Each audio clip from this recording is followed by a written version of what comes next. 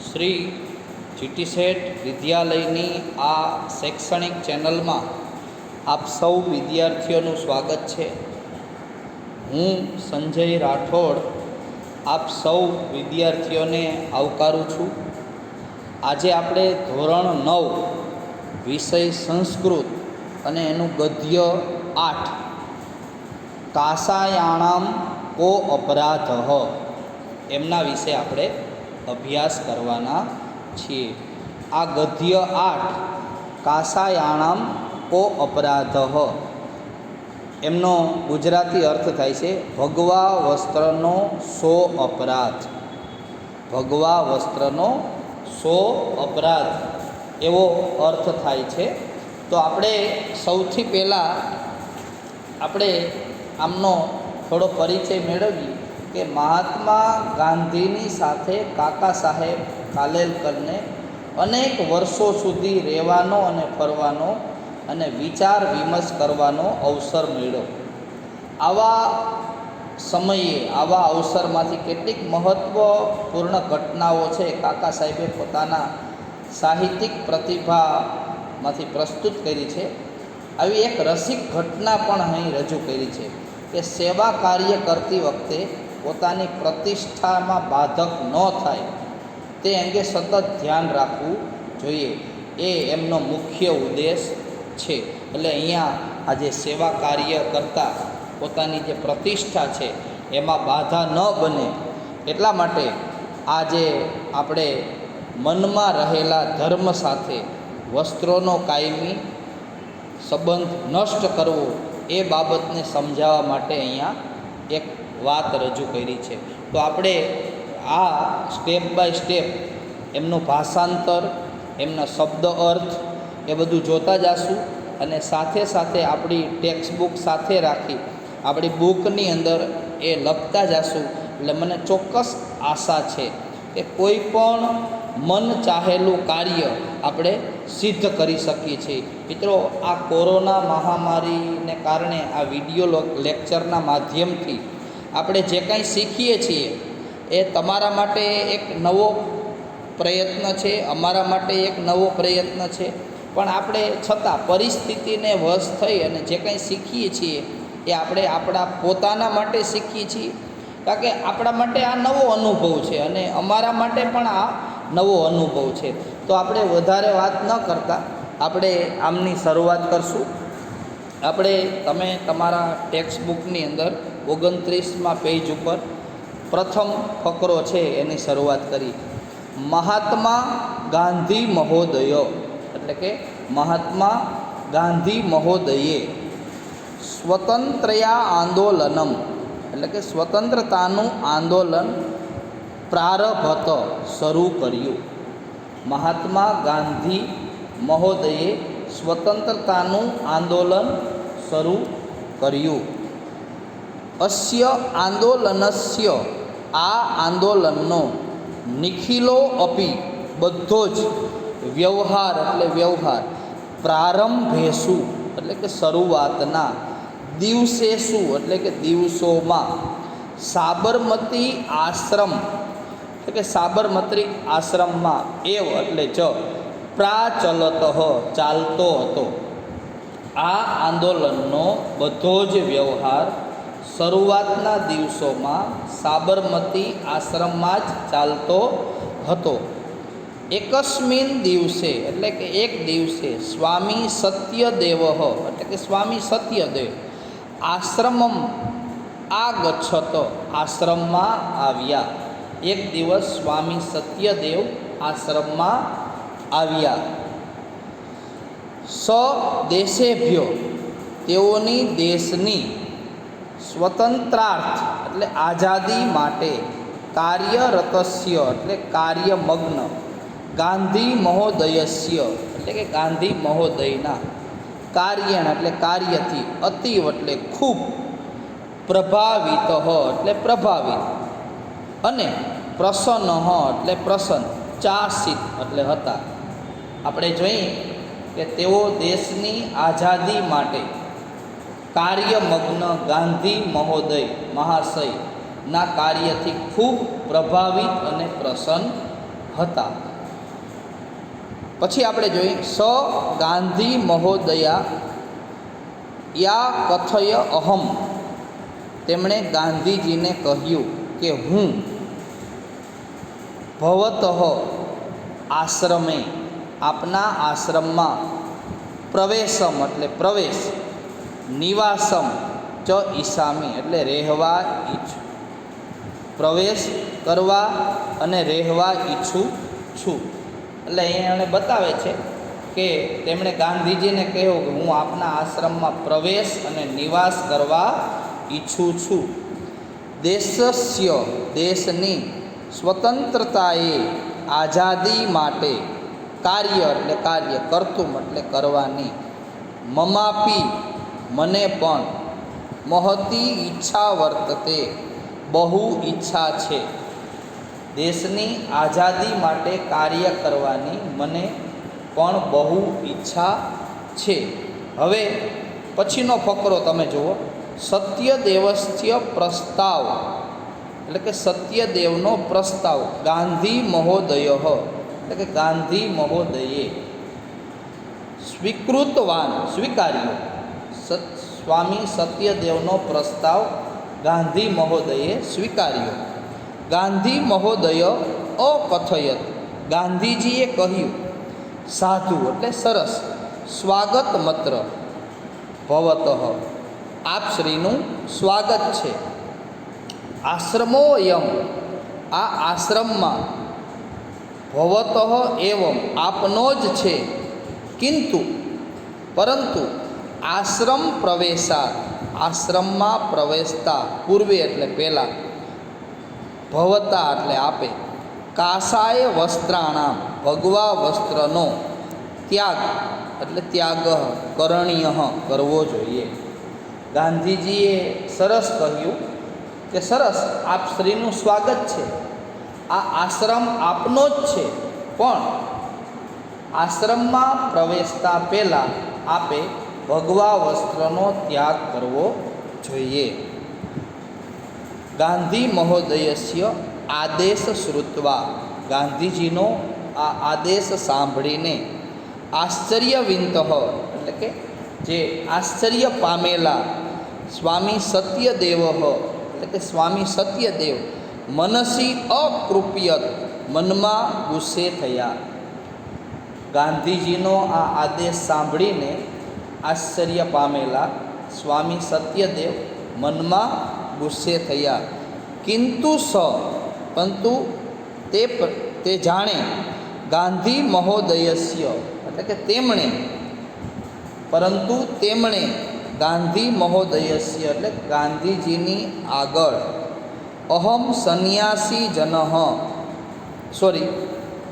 ગાંધી મહોદયસ્ય એટલે કે ગાંધીજીની આગળ, પુરતઃ એટલે આગળ, નિજ રોજ ના પ્રગટયત પોતાનો રોષ પ્રગટ ન કરતા, તેમણે પોતાની આગળ પોતાનો રોષ ગુસ્સો પ્રગટ ન કરતા, સો અકથયત તેમણે કહ્યું, કથમ કાસાય વસ્ત્રાણામ ત્યાગ, શા માટે ભગવા વસ્ત્રનો ત્યાગ એટલે કે ભગવા વસ્ત્રનો ત્યાગ શા માટે, કાસાય વસ્ત્રાણામ કો અપરાધ, ભગવા વસ્ત્રનો શો અપરાધ, અહમ સંન્યાસી હું સંન્યાસી છું, સંન્યાસીન એટલે કે સંન્યાસીઓ, કાસાય વસ્ત્રાણી એટલે કે ભગવા વસ્ત્રો, પરિધારયંતી ધારણ કરે છે. હું સંન્યાસી છું અને સંન્યાસીઓ ભગવા વસ્ત્રો ધારણ કરે છે. અહમ કાસાય વસ્ત્રાણામ હું ભગવા વસ્ત્રનો ત્યાગ કરતું ત્યાગ કરવા, કથમ પ્રવૃત્તો ભવામી કેવી રીતે પ્રવૃત્ત થઉં, એટલે અહીંયા એ બતાવે છે કે હું સંન્યાસી છું અને સંન્યાસી ભગવા વસ્ત્રો ધારણ કરે છે, તો હું ભગવા વસ્ત્રનો ત્યાગ કરવા કેવી રીતે પ્રવૃત્ત થાઉં. સ્વામી સત્યદેવસ્ય વચન શ્રુત્વા, સ્વામી સત્યદેવનું વચન સાંભળી, શાંત સ્વરેણ એટલે કે શાંત સ્વરે, ગાંધી મહોદય એટલે કે ગાંધી મહોદયે અકથયત એટલે કહ્યું. સ્વામી સત્યદેવનું વચન સાંભળીને શાંત સ્વરે ગાંધી મહોદયે કહ્યું, ભવતા આપે યદુક્ત જે કહ્યું તત સત્યમ અસ્તિ તે સાચું છે. આપે જે કહ્યું તે સાચું છે. કિંતુ પણ ભવાન એટલે આપ સંન્યાસયસ્ય એટલે કે આપણે સંન્યાસીઓનો ત્યાગ કરો તો એટલે ત્યાગ કરો. ઇતિ ન મમ આશય એમ મારો ઉપદેશ નથી. તમે જે કહ્યું તે સાચું કહ્યું, પરંતુ પણ આપ સંન્યાસનો ત્યાગ કરો એમ મારો ઉદ્દેશ નથી. કેવલમ કાસાય વસ્ત્રાણામ, કેવલમ એટલે ફક્ત, કાસાય વસ્ત્ર એટલે ભગવા વસ્ત્રનો ત્યાગમ કર્તુમ વદામી, ત્યાગ કરવાનું કહું છું. ફક્ત ભગવા વસ્ત્રનો ત્યાગ કરવાનું કહું છું. ગાંધી મહોદયસ્ય એટલે કે ગાંધીજીના કહેવાનું કથન તાત્પર્ય જાનનઃ, તાત્પર્ય જાણતા, ગાંધીજીના કહેવાનું તાત્પર્ય ન જાણતા, સત્યદેવ એટલે સત્યદેવ, વિચાર મુદ્રાયા એટલે વિચારની મુદ્રામાં, સ્થિત એટલે ઊભા રહ્યા, મૌન એટલે મૌન, ચાવલ મીમ બત વાનમ એટલે મૌન ધારણ કર્યું. એટલે ગાંધીજીના કહેવાનું તાત્પર્ય ન જાણતા સત્યદેવ વિચારની મુદ્રામાં ઊભા રહ્યા અને તેમણે મૌન ધારણ કર્યું. પછી આગળનો પેરેગ્રાફ આપણે જોઈએ. તસ્ય એટલે કે તેમની, ત્રાદુષી એટલે તેવી, મનોદશા એટલે મનની સ્થિતિ, અવગમ્ય સમજીને ગાંધી મહોદય એટલે ગાંધી મહોદય સ્વકીય માશય સ્પષ્ટમ પોતાનો આશય સ્પષ્ટ, કરતું એટલે કરવા માટે, શાંત ભાવે એટલે કે શાંત ભાવથી, મૃદુ ભાષાયા એટલે કે કોમળ ભાષામાં, મૃદુ ભાષામાં, ચ એટલે અને, સત્યદેવસ્ય અકથયત સત્યદેવને કહ્યું. તેમને સત્યદેવની તેવી મનઃસ્થિતિ સમજીને ગાંધી મહોદયે પોતાનો આશય સ્પષ્ટ કરવા માટે શાંત ભાવથી અને મૃદુ ભાષાથી સત્યદેવને કહ્યું. શૃણોતુ ભવાન સાવધાનમ મનસા, આપ સાવચેત થઈ અને સાંભળો, આપ સાવચેત થઈ અને સાંભળો. વયો અન્યેષા આપણે બીજાઓની સેવા કરતું સેવા કરવા માટે, પ્રવૃત્તઃ સ્મ લાગેલા છીએ, આપણે બીજાઓની સેવા કરવા લાગેલા છીએ. એત દેવા અસ્માકમ ધ્યેયમસ્તિ, આ જ આપણું ધ્યેય છે, આ જ આપણું ધ્યેય છે. ભવાન જાનાત્યેવ યદ અસ્માકમ દેશે જનાહ, ભવાન એટલે આપ જાણો છો કે, જાનાત્યેમ જાણો છો કે, યદ અસ્માકમ આપણા દેશે એટલે દેશમાં, જનાહ એટલે લોકો, કાસાય વસ્ત્ર ધારિણ એટલે કે ભગવા વસ્ત્રો ધારણ કરનારા, સંન્યાસી એટલે સંન્યાસીની, સેવા એટલે સેવા, કરતુમ એટલે કરવા, સદૈવ એટલે હંમેશા, સમ ઉત્સુકા એટલે ઉત્સુક, ભવંતી એટલે હોય છે.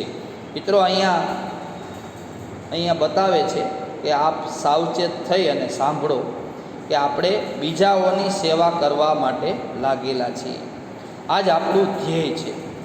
આપ જાણો જ છો કે આપણા દેશમાં લોકો ભગવા વસ્ત્ર ધારણ કરનારા સંન્યાસીની સેવા કરવા હંમેશા ઉત્સુક હોય છે.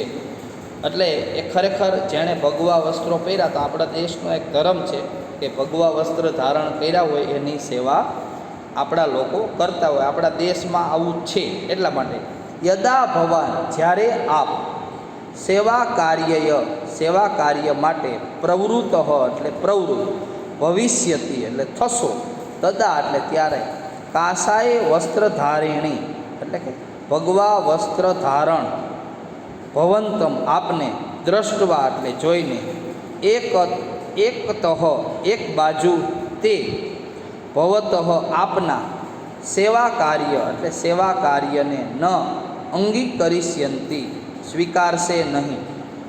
આપ જ્યારે સેવા કાર્ય માટે પ્રવૃત્ત થશો ત્યારે ભગવા વસ્ત્ર ધારણ કરેલા આપને જોઈને એક બાજુ તેઓ આપના સેવા કાર્યને સ્વીકારશે નહીં. એટલે એ બતાવે છે સ્વીકારશે. અપરતઃ ત બીજી બાજુ ભવતઃ સેવા તેઓ આપની સેવા કરતું એટલે કરવા પ્રવૃત્તા એટલે પ્રવૃત્ત થશે ભવિષ્યંતી એટલે કે થશે. બીજી બાજુ તેઓ આપની સેવા કરવા માટે પ્રવૃત્ત થશે. અને આનાથી કિમ અસ્માકમ શું આપણા ધ્યેયસ્ય ધ્યેયની હાનિ ન ભવિષ્યતિ હાનિ નહીં થાય.